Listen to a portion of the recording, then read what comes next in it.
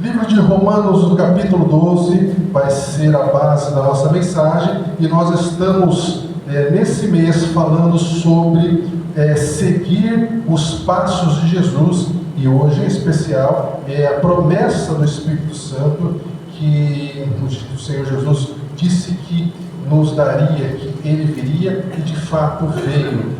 E a epístola que nós vamos ler nesse momento, de Romanos capítulo 12, ela é justamente uma revelação do Espírito Santo ao apóstolo Paulo.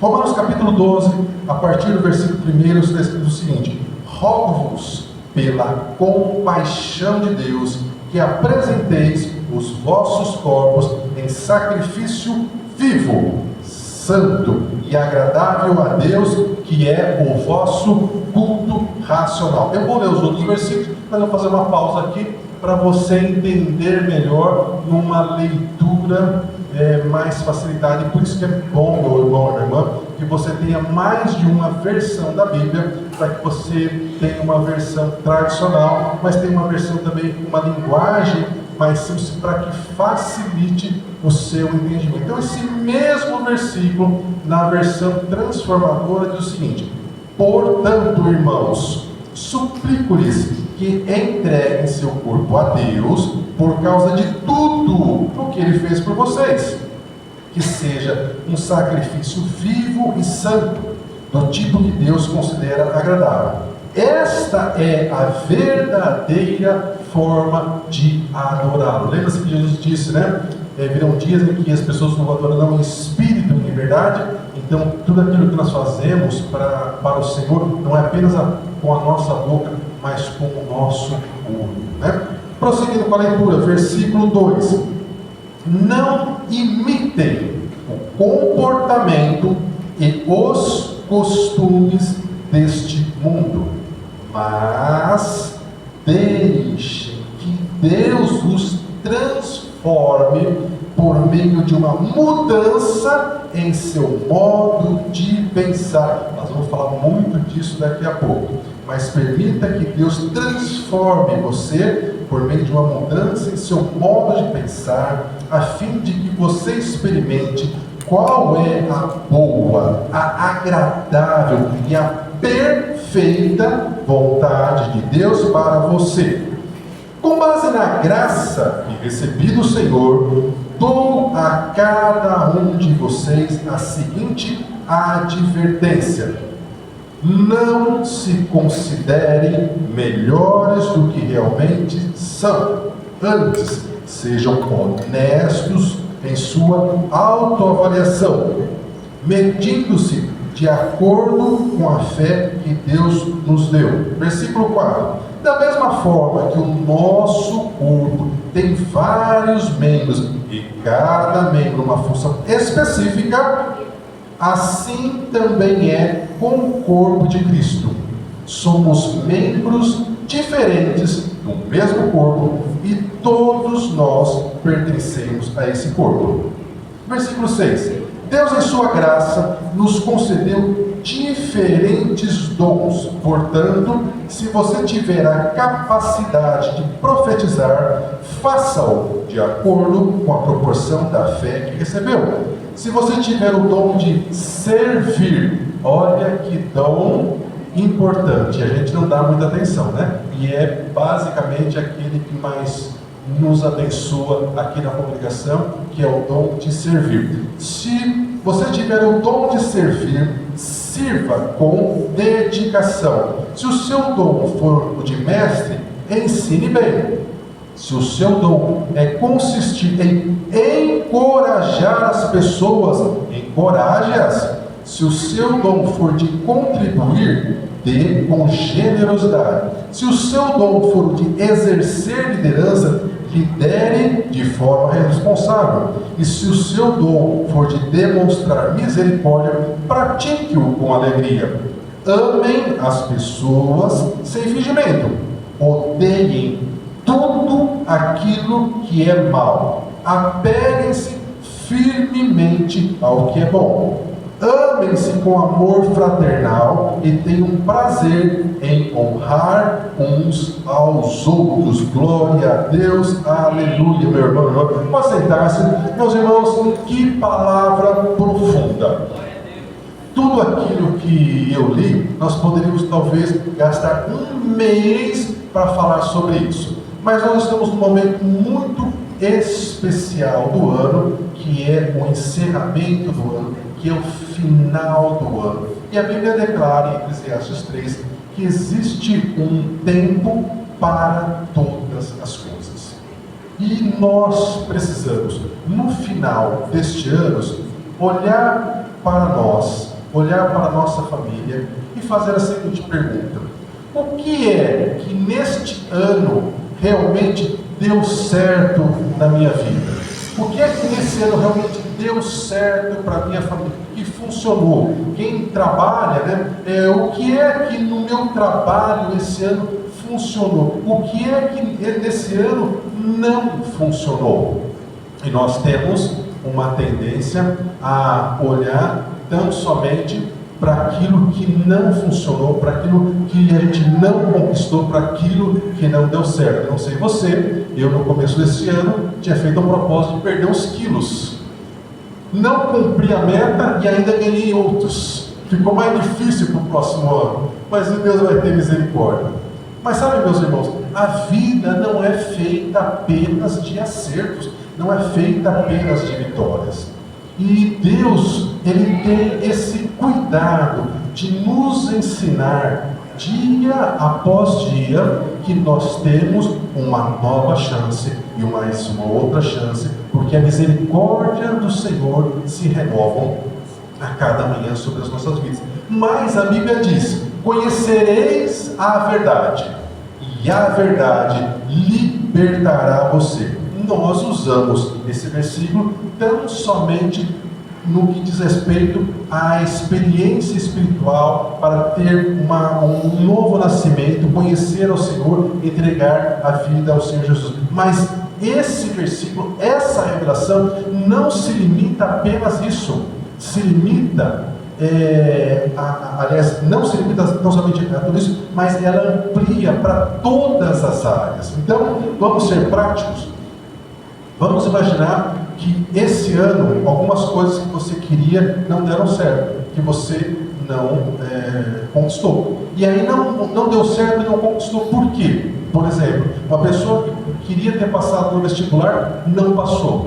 Não passou por quê? Porque lhe faltou o conhecimento adequado para passar naquele vestibular. Uma pessoa que esse ano ficou com a sua vida financeira enrolada, lhe faltou conhecimento sobre como administrar a sua vida financeira. Em outras palavras, ela comprou o que não precisava com o dinheiro que não tinha, muitas vezes para impressionar pessoas que não têm nada a ver com a vida dela.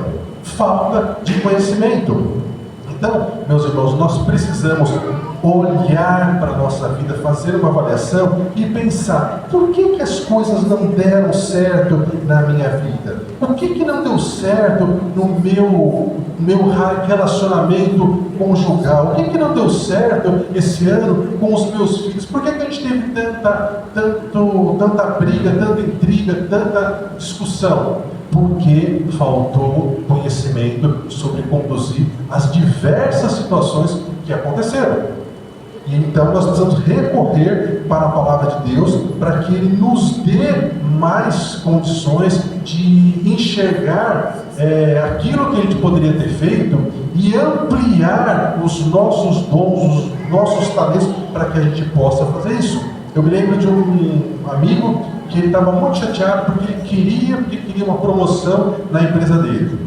E aí, um certo dia, ele me falou isso e eu perguntei para ele: escuta, mas o que precisa para você ter essa promoção? Ah, precisa ter um curso assim, assado e tudo mais, né? Que era um curso tipo uns 6 meses. Eu falei: mas você tem esse curso? Eu falei assim: não tenho. E aí eu falei: mas se você não tem esse curso, por que você reclama que você não tem a promoção? Porque você não está fazendo a sua parte. Vai lá, faz esse curso, e quando você fizer esse curso, Deus vai abrir a porta e você vai ter essa promoção, né? E aí ele ficou bravo comigo, falou assim, não, mas não adianta fazer o curso, e depois outro, eu vou ter que fazer esse curso à noite, eu trabalho o dia inteiro, eu vou fazer o curso à noite. Eu falei, escuta, as outras pessoas que foram promovidas, elas trabalhavam como você? E elas fizeram o curso? Fizeram. Então, meu irmão, você não está querendo suar, transpirar aquilo que as outras pessoas transpiraram, e você quer ter a mesma vitória que elas? Ou você se conforma que você nunca vai ter essa promoção, ou então você vai à luta, você vai trabalhar durante o dia, como você sempre faz, e à noite você vai fazer durante todos os meses esse curso para você ter sua promoção. Meu amigo ficou meio chateado comigo, né? Falou lá umas coisas, não sei o que e tudo mais, mas era Deus falando com ele. E aí ele resolveu fazer o tal do curso que precisava.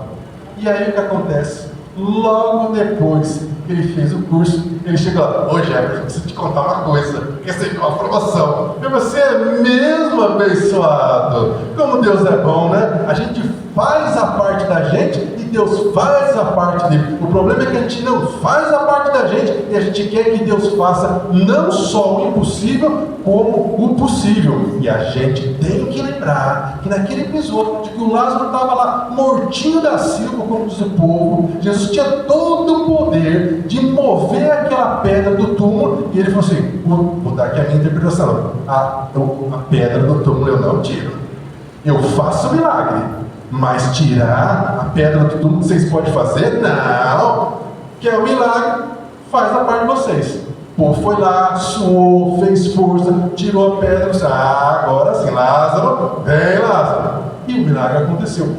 Então, meus irmãos, a gente precisa entender que as coisas não são do nosso jeito. A gente precisa entender como é que as coisas funcionam dentro do reino de Deus. E aí, quando você acha que você começa a entender, você começa a perceber que você precisa aprender muito mais. Por quê? Porque às vezes você nem está fazendo algo que é contra a vontade de Deus, porque às vezes o seu plano não dá certo, porque você quer fazer algo que não é algo que está dentro dos planos de Deus. Por exemplo, uma moça quer namorar um rapaz que não é do reino de Deus, e ela fica lá pedindo que Deus abençoe aquele relacionamento. Deus fala, não vou abençoar, porque se você se casar com essa pessoa, você vai sofrer, né? E aí não dá certo e a pessoa fica lá, né, insistindo, sofrendo e tudo mais. Mas outras vezes, você está fazendo algo que foi realmente Deus que colocou no seu coração para você fazer aquilo. Só que você não consegue entender a questão do tempo de Deus. E aí, meu irmão, um consolo para nós, que até Abraão, que é o pai da fé, se atrapalhou com isso, tropeçou nesse problema, que é um problema grave. Vocês conhecem a história.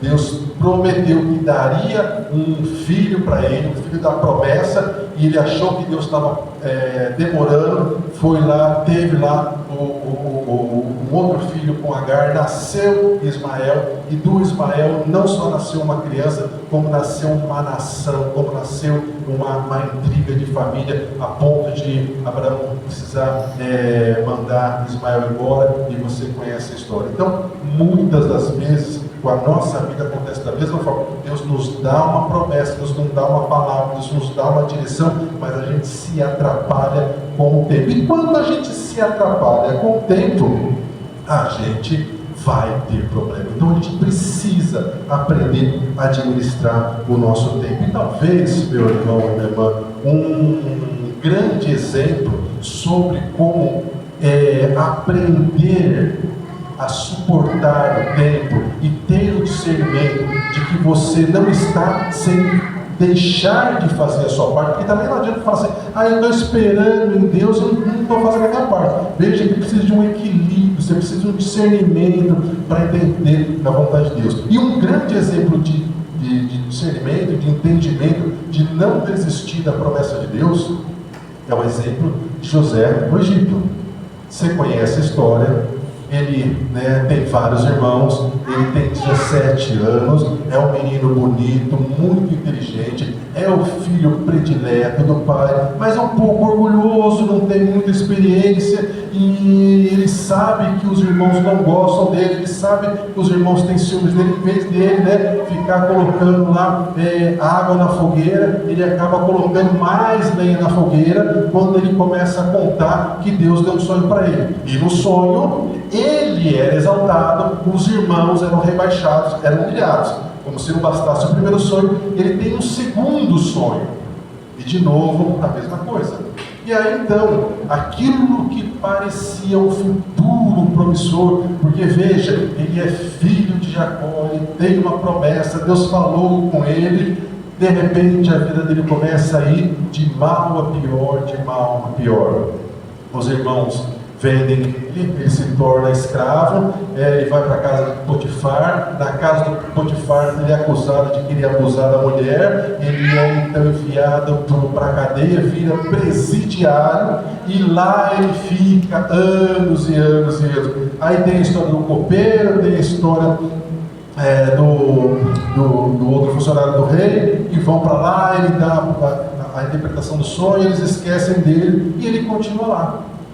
Mas enquanto ele continua lá, Deus está trabalhando num menino, num jovem, e transformando esse menino, esse jovem, num homem maduro, numa pessoa madura. A gente poderia dizer que esses anos de sofrimento de José, 13 longos anos como escravo e como presidiário, Deus estava amassando José. Lembra de Jeremias capítulo 18, que Deus manda Jeremias ir na casa do oleiro, e ele vê o oleiro amassando o barro? Meu irmão, eu e você somos amassados pelas circunstâncias que acontecem na nossa vida.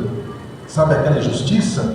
É Deus usando aquilo para te amassar. Não significa que foi Deus que enviou a injustiça, mas como esse mundo é um mundo mal governado, é injusto, e aqui acontece de tudo que não deveria acontecer, à medida que essas coisas acontecem, em vez de elas trazerem o mal para você, Deus trabalha naquilo. Por isso que Paulo diz que todas as coisas cooperam para o bem daqueles que amam a Deus. Porque por mais que as pessoas, por mais que o inimigo queira pisar em você, Deus pega você lá, sendo pisado, e vai amassando você e transformando você num vaso muito melhor.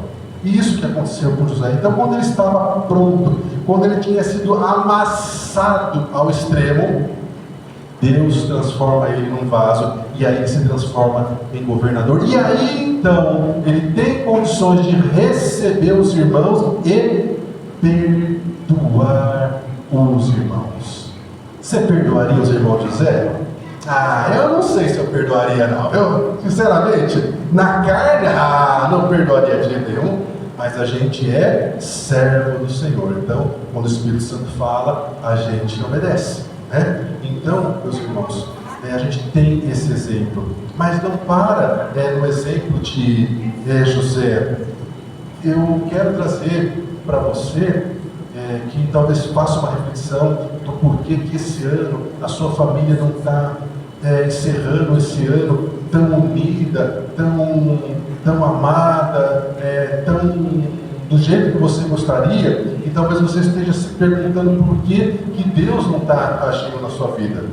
Deus está agindo na sua vida, mas existe um tempo para todas as coisas. Existe um tempo para cada pessoa da sua família render o coração dela ao Senhor. A Bíblia fala que Ele está à porta e Ele bate. Ele não vai arrombar a porta do coração do seu marido, do seu filho, do seu neto. Então a gente tem que ter paciência, porque Deus tem paciência com eles. Mas a gente precisa se apegar na promessa do Senhor, que diz que nós e a nossa casa serviremos ao Senhor. Quando vai ser, a gente não sabe, mas a gente não vai desistir da promessa. E todas as coisas, Deus continua trabalhando no nosso coração. O apóstolo Paulo revelou que o Senhor que começou uma boa obra em mim e você, Ele continua a nos aperfeiçoar todos os dias. Hoje, quando você acordou, o propósito do Senhor era transformar você numa pessoa melhor do que você foi ontem. E amanhã, o projeto de Deus é que você seja uma pessoa amanhã melhor do que a pessoa que você foi hoje. E aí, eu quero dar o exemplo de Naamã.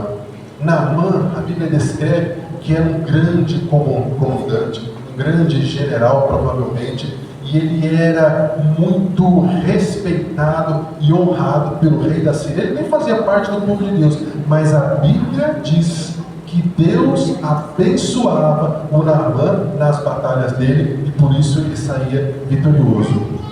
E o Naamã, provavelmente, ele teve um problema de ego, de orgulho, e a Bíblia não fala isso, isso é uma interpretação minha, mas o fato é que esse homem poderoso, esse homem respeitado, esse homem valente, ele é parado por causa da lepra. Eu já vi muita gente poderosa que em algum momento ela foi parada, ou por uma doença, ou por uma questão, ou por outra, e ele falou assim: meu Deus, eu jamais imaginei que fulano ia passar por essa situação. E o fato é que o Naamã, ele é parado por causa da lepra, e por causa da lepra, ele se vê obrigado a dar ouvidos a uma escrava que ele tinha. E essa escrava disse para ele: olha, Naamã, existe um profeta que ele pode orar por você e você vai ser curado. E o Naamã precisa ter então humildade para viajar uma distância muito longa para ir atrás desse profeta. E ele vai com uma comitiva. Mas veja como que é o nosso pensamento. Quando ele chega na casa do profeta, o profeta não vai falar com ele. O profeta dá um comando para ele. Mas olha, fala para Naamã descer até o rio e mergulhar 7 vezes que ele vai ser curado. Quando Naamã ouviu isso, ele falou: mas espera lá, na Síria tem muitos rios, e são rios muito mais limpos, muito mais bonitos do que esse rio Jordão. Por que eu vou ter que mergulhar nesse rio sujo? Isso não faz sentido. E aí o Naamã fala da expectativa do coração dele, daquilo que ele achava que ia acontecer. E esse é um problema que a gente tem que se identificar, porque a gente tem uma expectativa do jeito que a gente acha, do jeito que a gente espera que Deus vai fazer a intervenção naquela área da nossa vida. E se não acontece do jeito que a gente tinha imaginado, a gente acha que não vai acontecer nada. E o Naamã fala: eu achei que quando eu chegasse lá, o profeta ia sair, ele ia invocar a Deus: ó Deus, aqui está Naamã, cura, Senhor, Naamã. Ele não fez nada disso. Para que eu vou mergulhar nesse rio? E ele foi embora, virou as costas. Só que graças a Deus, ele não estava sozinho, estava com uma comitiva. E aí o pessoal que tinha viajado, um monte com ele, teve sensatez, teve bom senso e chamou Naamã. Me diz uma coisa: se o profeta tivesse pedido para você fazer um negócio difícil, você faria? Naamã, lógico que eu faria. E ele disse: mas já que ele pediu uma coisa tão fácil, por que você não faz? Nós já estamos aqui viajando toda essa distância. Faz! Como diria o povo hoje, não, você já tem, tento sim, vai dar certo.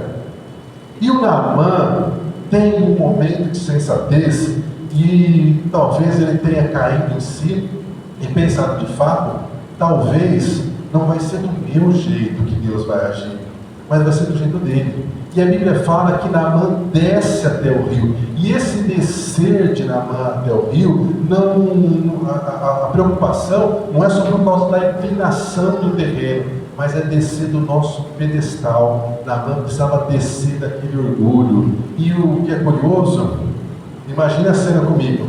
Está lá Naamã, na beira do rio, calção. Então vou entrar, hein? 7 vezes, né? Vocês vão contando aí. Mergulhou uma vez, né? Cobriu a cabeça, levantou, olhou, nada. Pessoal, segunda vez, nada.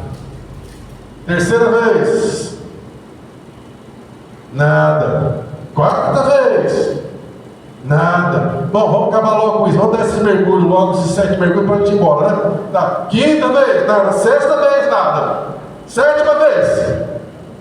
Na 7ª vez, quando ele levantou da água, ele viu que a pele dele estava transformada. Não haviam mais feridas, não haviam mais dores, não haviam mais manchas.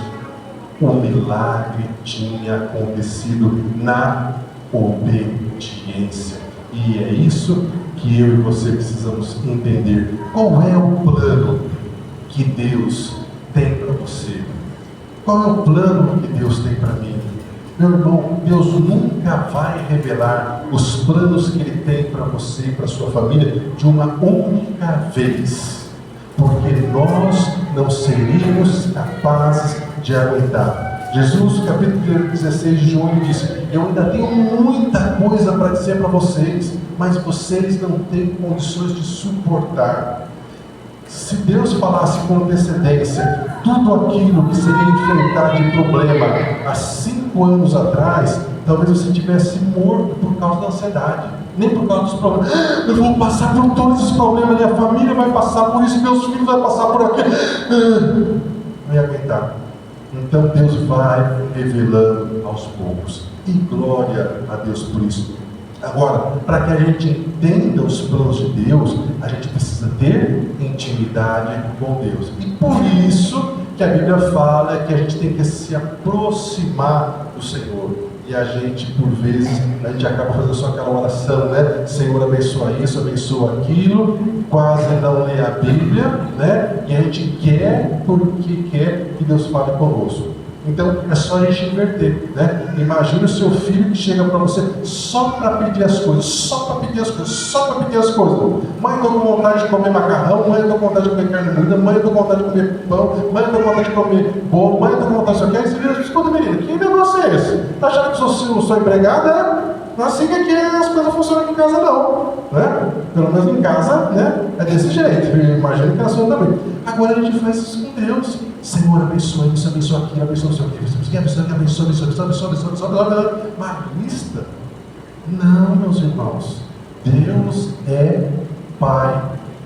E o grande problema é que a maioria de nós não teve uma boa experiência com seu Pai terreno, e a gente transfere isso para Deus, e a gente acha que Deus é do mesmo jeito, e Deus não é assim.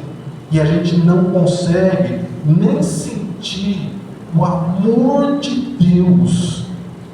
Aquele amor que Ele sente por você, você não consegue sentir do jeito que deveria. Porque quando você conseguir sentir esse amor, meu irmão, minha irmã, os problemas que vão vir, você vai dizer, como diz a música, eu vou vencendo dando glória a Deus. Porque muda a nossa maneira de pensar. E é exatamente essa a orientação do Espírito Santo para nós. Você quer mudanças em uma área da sua vida? Romanos capítulo 12, versículo 2. Mude a sua maneira de pensar. Mas não é mudar de qualquer jeito. Porque se você ligar o YouTube ou qualquer rede social, vai ter um monte de gente lá te dando receita disso, receita daquilo, de como você conquistar, como você fazer, como você acontecer. Não, a Bíblia está dizendo que para você alinhar os seus planos com os planos de Deus, você tem que deixar que o Espírito Santo transforme a sua maneira de pensar.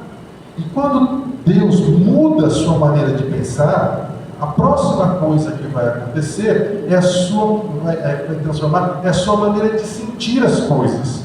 Porque se uma pessoa te humilha, e você tem no seu pensamento mudado, que embora aquela pessoa esteja te humilhando, falando mentiras, querendo te prejudicar, você tem dentro do seu pensamento que, primeiro, aquilo não é verdade, aquilo é mentira. Segundo, aquela pessoa, ela está sendo usada pelo inimigo. Terceiro, que eu não vou deixar, você não vai deixar uma pessoa que surgiu do nada roubar a sua paz. Porque ela veio para roubar a sua paz, né? E aquilo que a palavra fala, que o inimigo vem para roubar, matar e destruir. Então a gente começa a mudar, você começa a ouvir a pessoa e aí você fica só ouvindo a boquinha dela mexendo. E no seu pensamento, no seu coração, o Espírito Santo estava ministrando: olha, lembra, né, que ela está sendo usada pelo inimigo, aquilo que a palavra do Pai diz, que é para você ter domínio próprio, não caia na cilada, não responda do jeito que ela espera, responda com mansidão, deixa ela com o nervoso dela, deixa ela com o amargo da vida dela. Você não tem que fazer parte disso. E você, né, dá uma respostinha branda, sai de cena e a vida lhe segue. E você vai dar glória a Deus. É fácil fazer isso? Você vai acertar sempre? Não. Mas se você caía nessa armadilha todas as vezes, de cada 10 você começar a cair 5, você já teve avanço. Depois de cada 10 você só cair 3, houve avanço. Depois de cada 10 você só cair 1, glória a Deus. Então, meus irmãos, nós precisamos entender que Deus tem planos para nós, para a nossa vida, e nós não podemos perder o nosso tempo com as armadilhas do inimigo, dizendo que nós não somos bons o suficientes, que nós não somos bonitos o suficientes, que nós não somos ricos o suficiente, que nós não somos influentes o suficiente. Enfim, o que vale é a opinião que Deus tem ao seu respeito. Essa é a opinião que vale. A minha opinião, a opinião do fulano, do Beltrano sobre você, meu irmão, minha irmã, que não acompanhou a sua história, não acompanhou as suas lutas, o que você precisou batalhar para chegar aqui, não importa. Eles não viram as suas lutas. Agora Deus sim, porque inclusive foi Deus que te trouxe até aqui. Quantos não caíram no caminho, mas você continua aqui firme e forte. Glória a Deus por isso. Então, meu irmão, minha irmã, nós precisamos mudar de fato a nossa maneira de pensar, a nossa maneira de sentir, e naturalmente vai mudar a nossa maneira de reagir. Os nossos comportamentos serão diferentes, porque agora o nosso comportamento será baseado na vontade de Deus. Claro que isso exige amadurecimento da nossa parte. Então, o que nós podemos fazer é entender os planos que Deus tem para nós. E sobre planos, Provérbios capítulo 19, versículo 21 diz: muitos são os planos no coração do homem, da mulher, mas o que prevalece é o propósito do Senhor. Em outras palavras, as pessoas fazem muitos planos, mas quem decide é Deus. Exemplo clássico, profeta Jonas. Jonas, você tem que ir para tal lugar. O meu plano para você é que você vá para ali. Não vou, não quero ir, não gosto daquele povo, não vou entregar essa mensagem, não vou de jeito nenhum. Acabou no fundo do mar, dentro do estômago de um leão marinho. Aí ele fez a oração e Deus falou: então agora você quer obedecer? Então eu vou te levar para lá, você vai ganhar uma carona, né? Imagine que quando chegou o peixe, literalmente, né, vomitou ele, e aí ele foi fazer. Sabe, meus irmãos, a gente não precisa passar por isso, mas para a gente chegar a esse entendimento, a gente precisa conhecer a palavra de Deus. Então, assim diz Tiago capítulo 4: ouçam agora, vocês que dizem, hoje ou amanhã iremos para tal cidade, passaremos um navio, faremos negócio e ganharemos muito dinheiro. Ou seja, né, aqui que a ideia é dizer, olha, amanhã eu vou para o centro da cidade, amanhã eu vou trabalhar, amanhã eu vou fazer isso, eu vou fazer aquilo e tudo mais. E ele fala, o que é a sua vida? Vocês são como uma neblina que aparece por um pouco de tempo e depois dissipa. Ao invés disso, vocês deveriam dizer, se o Senhor permitir, faremos isso ou aquilo. Isaías capítulo 55, versículo 8 diz, pois os meus pensamentos não são os pensamentos de vocês, nem os meus caminhos são os seus caminhos. Assim como os céus são mais altos do que a terra, assim também os meus caminhos são mais altos que os seus caminhos. Agora, olha a necessidade de nós entendermos quais são os planos de Deus para nós. Porque a palavra de Deus declara em Filipenses capítulo 2 que é Deus que coloca em nós tanto o querer quanto o realizar. Então imagine, me nasce uma vontade de fazer uma faculdade, me nasce uma vontade de abrir um negócio, me nasce uma vontade de mudar de emprego, me nasce uma vontade de colocar meu filho para fazer determinado curso lá se ele é pequeno. Essa vontade, segundo Filipenses, ela é colocada no meu coração pelo Espírito Santo. E até aí, a gente vai dizer, nossa, que bom, glória a Deus. Qual que é a armadilha? É que o inimigo também coloca desejos, planos no meu e no seu coração. Você provavelmente já passou por uma situação que o inimigo virou e falou assim, responde tal coisa para essa pessoa, não deixa barato assim não. Isso não foi o Espírito Santo que colocou no seu coração. Então, qual que é a necessidade da gente ter conhecimento da palavra de Deus? Para entender aquilo que chega no nosso coração, se é a vontade de Deus ou se não é a vontade de Deus. E como é que a gente faz isso? A gente tem que pegar a Bíblia e filtrar aquilo que chegou ao nosso coração. Ah, falar isso não parece ser uma coisa que está vindo de Deus, porque eu vou magoar a pessoa, e a Bíblia não fala que eu posso magoar. Então, isso aqui não é de Deus. Ah, eu vou fazer um negócio, eu vou ter um lucro muito grande, mas eu vou prejudicar a outra pessoa. A Bíblia não deixa eu fazer esse tipo de coisa, porque eu estou passando a outra pessoa para trás, estou sendo desonesto.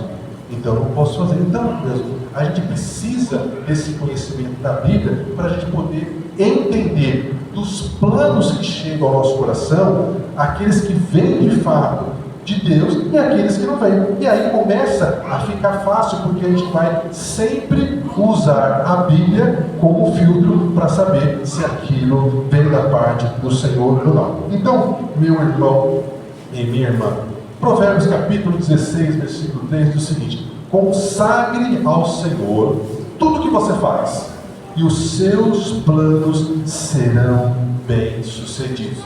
Evidentemente, esses planos serão bem-sucedidos se esses planos forem os planos que Deus deu a você.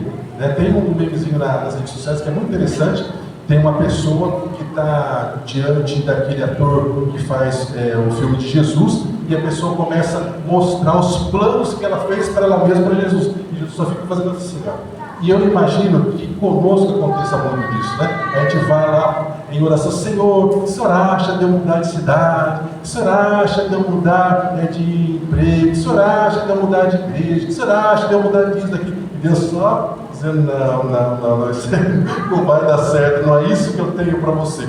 Então, a gente precisa se alinhar. Agora, para você que está fechando o ano e talvez se perguntando por que as coisas nesse ano não deram certo como você gostaria, a primeira coisa que você tem que lembrar é que Deus não se esqueceu de você, Deus não se calou, mas Deus sabe o tempo certo para todas as coisas, e em especial sobre libertação de pessoas da nossa família de vícios, de más companhias, de coisas que não convêm. O Senhor continua batendo na porta. Sabe por que a situação na sua família não está pior? Porque as suas orações movem o coração do Pai a continuar a bater no coração daquelas pessoas para as quais você está orando, e Ele está dizendo: estou te chamando, estou te chamando, estou te chamando. Ele está ouvindo a voz do Pai. Ele não vai dizer isso, mas o Espírito Santo está falando com ele. Meus irmãos, vocês acham que quando o Senhor Jesus se revelou para o apóstolo Paulo na estrada de Damasco, aquela foi a primeira experiência? Não foi a primeira experiência do Espírito Santo falando com Paulo. E como é que a gente sabe disso? Porque ele disse: dura coisa para você, Paulo, é ficar dando coice contra o agrilhão, que era isso que Paulo vinha fazendo durante o tempo que o Espírito Santo vinha falando com Paulo, até que de fato o Senhor cercou Paulo e ele caiu do cavalo, igual o texto não fala que ele estivesse andando a cavalo, mas a gente acredita que sim. Então, meu irmão, minha irmã, nós precisamos continuar orando para que a mão do Senhor continue a bater na porta do coração das pessoas pelas quais nós estamos orando e crendo num milagre. Então, muitas vezes, meus irmãos, o Senhor não vai nos livrar daquilo que nós não gostaríamos de passar, não vai nos livrar de acidentes, não vai nos livrar das doenças, não vai nos livrar das injustiças, das intrigas e por vezes até da morte. Mas o que nós chamamos de silêncio de Deus é o cuidado dele em não nos entregar uma carga que nós não teríamos condições de suportar. Jeremias capítulo 29 diz que o Senhor é quem sabe os planos e pensamentos que Ele tem ao seu respeito. São planos de paz e não de mal, para te dar um futuro e esperança. 1 Coríntios capítulo 2, versículo 9 está escrito: aquilo que nenhum olho viu, que nenhum ouvido ouviu, que nenhuma mente imaginou, é aquilo que Deus tem preparado para você. Aleluia, glória a Deus. Então, meus irmãos, os planos do Senhor para mim e para você, eles não acabam nem se nós descermos a sepultura, se nós não vermos o Senhor nos transformar, nos arrebatar, se nós falecermos antes.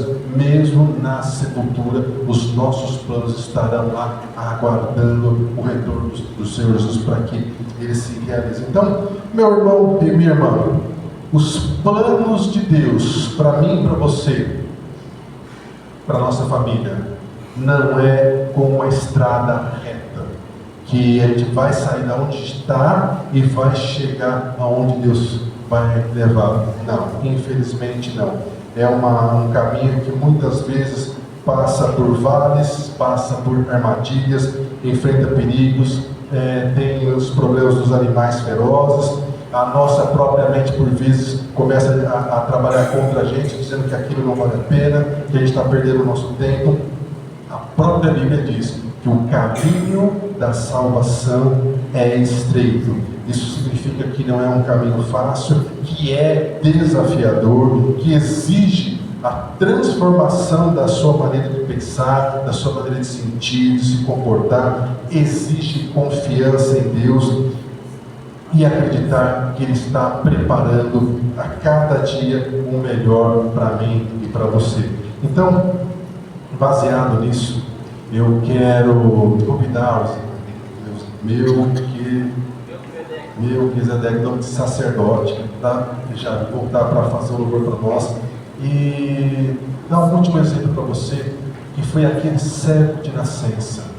Imagine a situação daquele cego de nascença, nunca enxergou nada, e um belo dia chega uma pessoa diante dele, dá uma cuspida no chão, faz um barro e passa o barro nas pálpebras dos olhos dele. Ele já não enxergava e ainda passou uma humilhação daquela.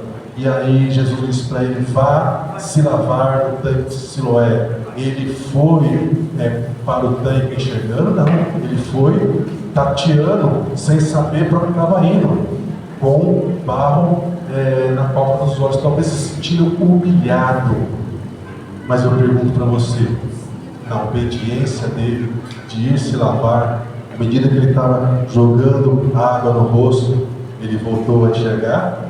Voltou a enxergar não, né? Começou a enxergar, porque ele nunca tinha enxergado, sim ou não? Ele começou a enxergar. Então, meu irmão, minha irmã, por mais que você se sinta humilhado, humilhada, não olhe para a humilhação, olhe para as promessas do Senhor, porque a Bíblia fala que é no final que nós vamos ver a diferença entre aqueles que servem a Deus e aqueles que não servem a Deus. E como é que você vai saber se é o final? Você vai saber quando é o final? Quando Deus disser que é o final, porque ninguém pode colocar ponto final numa história em que Deus só está colocando uma vírgula, porque Deus é quem dá a última palavra. Então, meu irmão, minha irmã, Deus faz a parte dele e nunca chega atrasado.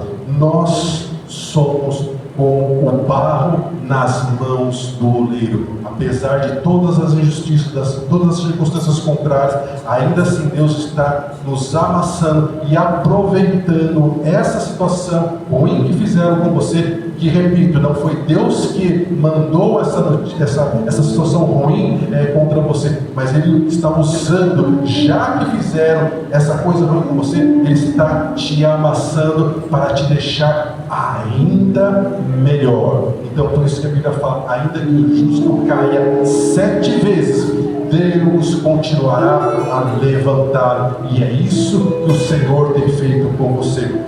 Então, as respostas, meu irmão, que você veio buscar, o Senhor as respondeu nessa noite. Quem tem ouvidos, ouça, reflita e lembre-se que você tem que fazer a sua parte. Deixe o Espírito Santo transformar a sua mente. Deixe o Espírito Santo transformar a sua maneira de pensar, de sentir, de reagir. Faça a sua parte e Deus fará dele. Faça tudo aquilo que é possível para você e Deus fará o impossível. Não se conformem e não imitem o comportamento e os costumes desse mundo, mas deixe que Deus os transforme por meio de uma mudança em seu modo de pensar, a fim de que você experimente a boa, perfeita e agradável vontade de Deus. Amém? Eu quero convidar você a se levantar, vamos louvar o Senhor e depois nós vamos orar. Depois do louvor, meu Deus, você pode já fazer a oração final, por favor, meu irmão?